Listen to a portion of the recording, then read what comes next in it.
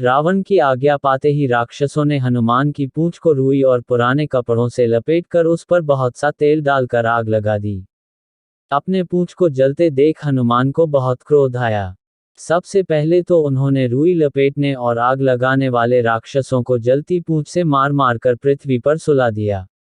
वे जलते चीखते चिल्लाते वहां से अपने प्राण लेकर भागे। कुछ राक्षस उनका अपमान करने के लिए उन्हें बाजारों में घुमाने के लिए ले चले। उस दृश्य को देखने के लिए बाजारों में राक्षसों की और घरों के छज्जों तथा खिड़कियों पर स्त्रियों की भीड़ जमा हो गई। मूर्ख राक्षस उन्हें अपमानित करने के लिए उन पर कंकड़ पत्थर फेंकने तथा अपशब्द कहने लगे।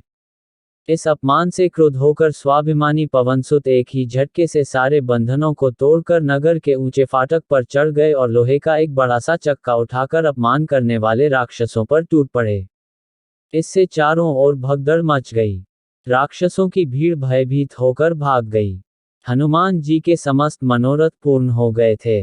वे विचार करने लगे कि मैंने अशोकवाटिका को नष्ट कर दिया, बड़े बड़े राक्षसों का भी मैंने वध कर डाला और रावण की काफी बड़ी सेना का संहार भी कर दिया। तो फिर लंका के इस दुर्ग को भी क्यों न ध्वस्त कर दूं? ऐसा करने से समुद्र लंघन का मेरा परिश्रम पुनर्तः सफल हो जाएगा। मेरी पूंछ में जो ये अग्निदेव देदीप्यमान हो रहे हैं, इन्हें इन श्रेष्ठ गृहों की आहूत देकर तृप्त करना ही न्यायसंगत जान पड़ता है। ऐसा सोचकर वे जलती हुई पूंछ के साथ लंका की ऊंची ऊंची अट्टालिकाओं पर चढ़ गए और विचरण करने लगे। घूमते घूमते वायु के समान बलवान और महान वेगशाली हनुमान उछलकर प्रहस्त के महल पर जा पहुंचे और उसमें आग लगाकर महापार्श्व के घर पर कूद गए तथा उसमें भी कालाग्नि की ज्वाला को फैला दिया। तत्पश्चात महातेजस्वी महाकपि ने क्रमशः वज्रदंष्ट्र, शुक, सारण, मेघनाद, जम्बोवाली, सुमाली, शोणिताक्ष, कुंभकर्ण, नरांतक, यज्ञशत्रु, ब्रह्मशत्रु आदि प्रमुख राक्षसों के भवनों को अग्नि की भेंट चढ़ा दिया। इनसे निवृत्त होकर वे स्वयं रावण के प्रासाद पर कूद पड़े। उसके प्रमुख भवन को जलाने के पश्चात वे बड़े उच्च स्वर से गर्जना करने लगे। उसी समय प्रलयंकर आंधी चल पड़ी जिसने आग की लपटों को दूर दूर तक फैलाकर भवनों के अधजले भागों को भी जला डाला। लंका की इस भयंकर दुर्दशा से सारे नगर में हृदय विदारक हाहाकार मच गया। बड़ी बड़ी अट्टालिकाएं भारी विस्फोट करती हुई धराशायी होने लगीं। स्वर्ण निर्मित लंकापुरी के जल जाने से उसका स्वर्ण पिघल पिघल कर सड़कों पर बहने लगा।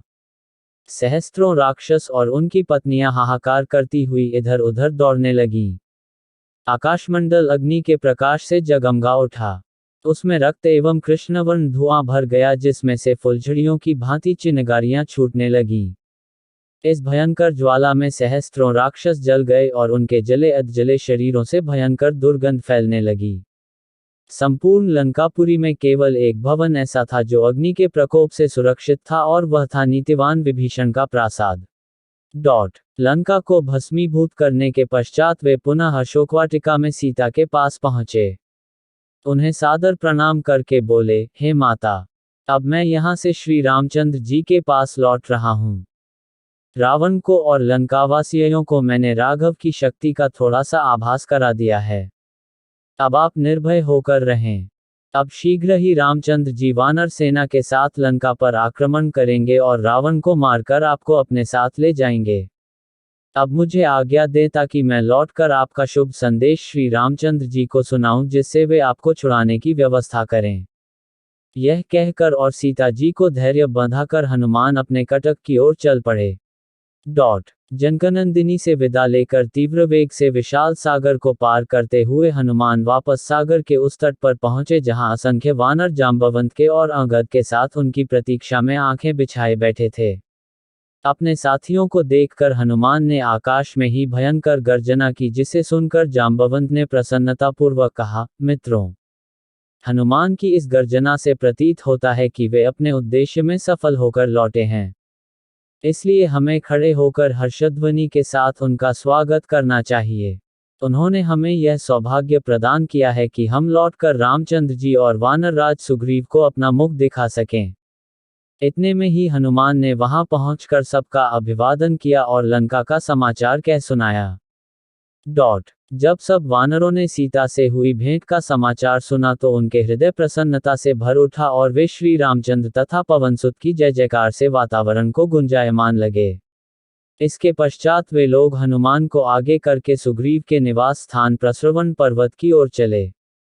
मार्ग में वे मधुवन नामक वाटिका में पहुंचे जिसकी रक्षा का भार सुग्रीव के मामा दधिमुख पर था। इस वाटिका के फल अत्यंत स्वादिष्ट थे और उनका उपयोग केवल राजपरिवार के लिए सीमित था। अंगद ने सब वानरों को आज्ञा दी कि वे जी भरकर इन स्वादिष्ट फलों का उपयोग करें। आज्ञा पाते ही सब वानर उन फलों पर इस प्रकार टूट पड़े जैसे लूट का माल हो।